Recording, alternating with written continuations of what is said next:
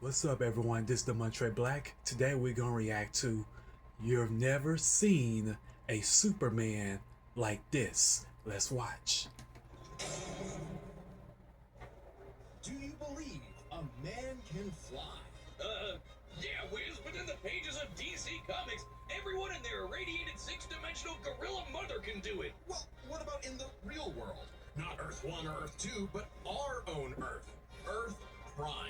The Earth of you, me, and Clark Kent. A totally normal boy from New England who just happened to share a name with that comic book character. Mere coincidence. That is, until the day Clark took a leap of faith and believed he could fly. And he did! Surprise, surprise, Clark was actually from the planet Krypton, which apparently exists in our universe now? Anyway, the real Superman, the one from all those comics he loved, showed up just in time to give him the skinny on being Superboy.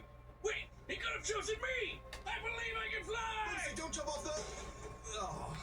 Clark had all your classic Kryptonian powers. Flight, heat vision, microscopic and telescopic sight, Arctic breath. It was the dream that every little boy had finally come true. Oh, now, just in time for his universe, our universe, to be annihilated literally 1 month later in DC Comics Armageddon, the Crisis on Infinite Earths. Wiz, we're canonically dead since 1986, apparently. With everyone he knew and loved gone, Clark took shelter in a pocket dimension with other cosmic refugees. Now, an anachronism in DC's new, rebooted, post-crisis continuity, Clark was forced to watch as the comics landscape changed before his eyes. As stories became darker and morally complex, as heroes failed to be the paragons of good he saw them as in his childhood. As someone else got to be Superboy. Some people can't stand change, can't stand to see a world that doesn't look the way it did when they were a child. The day needed to be saved by Superboy, the real Superboy, Superboy Prime. So he did what any Superboy would do, punch really hard. He punched his way out of the dimension so hard, the shockwaves rippled through the universe and retconned DC Comics. Superboy was back, and he was gonna fix comic books forever! Hell yeah! No matter how many fake heroes got in his way. Oh shit! Super Judd Prime isn't just your ordinary Kryptonian. Oh no, he's pre-crisis. As in, from before the Crisis on Infinite Earths, a time when comics were a bit more comical. When Superman could sneeze solar systems apart or tow a galaxy of planets behind him like it was nothing. Or clash with another Kryptonian so hard, they generated enough power to restore an infinite number of timelines. Get ready to hear that word a lot. My favorite is the time Superman flew so fast he broke the light barrier, the time barrier, and even the bonds of infinity. I wonder if these writers ever imagined this bullshit would feed nerd arguments for the next half century. Not that I'm complaining. That's how I get paid. Prime would know he is a self-described power scaler's dream. Huh. You think he's heard about us? We can only hope not.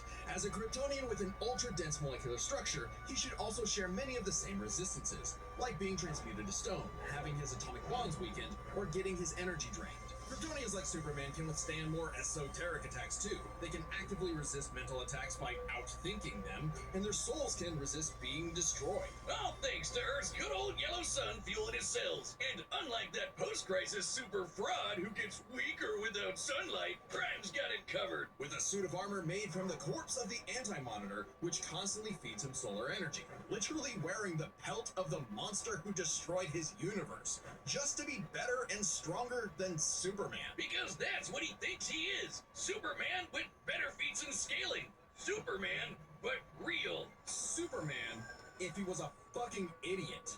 Okay, sure, he has the same hyper-efficient brain that all Kryptonians have, but when it came to being a superhero, he was a violent, immature moron. Everyone talks about what would happen if Superman was real, and guess what?